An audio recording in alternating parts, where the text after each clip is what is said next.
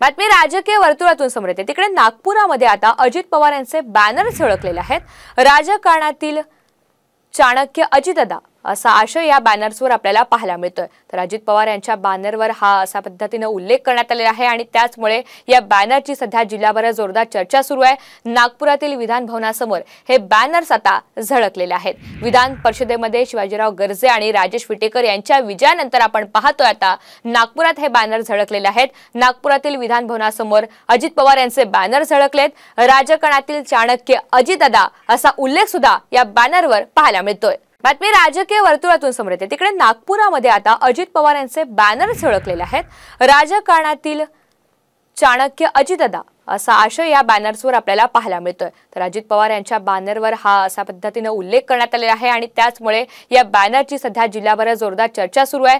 नागपुरातील विधान भवनासमोर हे बॅनर्स आता झळकलेले आहेत। विधान परिषदेमध्ये शिवाजीराव गर्जे आणि राजेश विटेकर यांच्या विजयानंतर आपण पाहतोय आता नागपुरात हे बॅनर झळकलेले आहेत। नागपुरातील विधान भवनासमोर अजित पवार यांचे बॅनर झळकलेत। राजकारणातील चाणक्य अजितदादा असा उल्लेख सुद्धा या बॅनरवर पाहायला मिळतोय।